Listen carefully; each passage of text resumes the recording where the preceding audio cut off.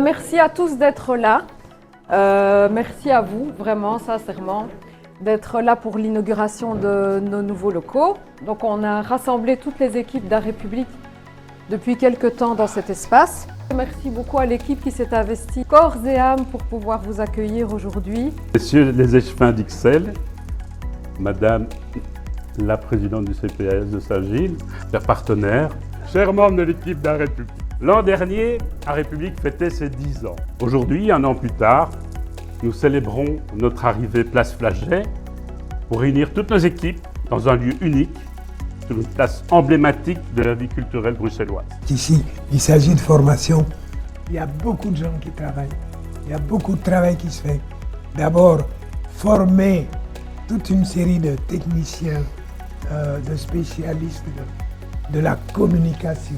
C'est aussi à Ixelles, dans le cadre du contrat de quartier Athénée, qu'en 2017, nous avons pu lancer le projet Bamba, qui fut l'embryon de l'entreprise d'économie sociale d'insertion que nous sommes devenus, comptant désormais une petite cinquantaine de personnes.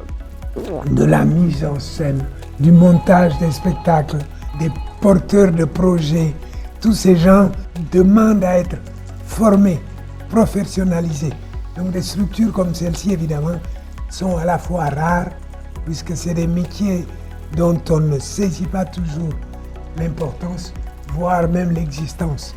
Un cheminement qui se fait dans un sens puis dans l'autre.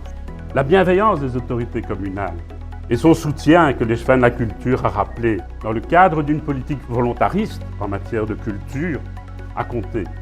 Les personnes formées par la structure exercent souvent des activités qui donnent le retentissement culturel dont nous sommes toutes et tous fiers à Ixelles. Passer d'une équipe d'une dizaine à une cinquantaine de personnes nous a transformés. Le challenge ne s'est pas passé sans difficulté, sans tâtonnement, sans besoin de formation, sans doute ni remise en question, sans renoncement, sans erreur de casting, ni choix douloureux.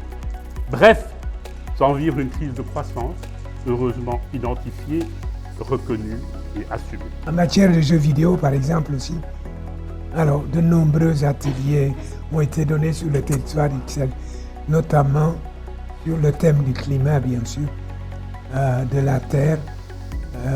L'actualité est là pour nous rappeler combien ces thématiques sont dans le débat public pour le moment.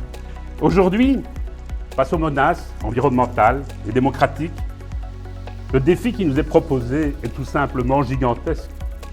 C'est celui de réinventer le monde. Et c'est d'un grand élan collectif dont notre civilisation a besoin. Alors notre belle et forte équipe ne changera sans doute pas le monde, à part dans Minecraft pour certains.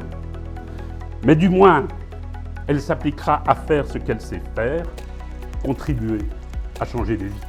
Ce n'est pas seulement un souhait ou un espoir, c'est un travail au quotidien. C'est aussi une manière d'être et c'est notre manière de mener ce combat pour inventer un autre monde. Et je remercie ceux qui le mènent avec nous. Merci.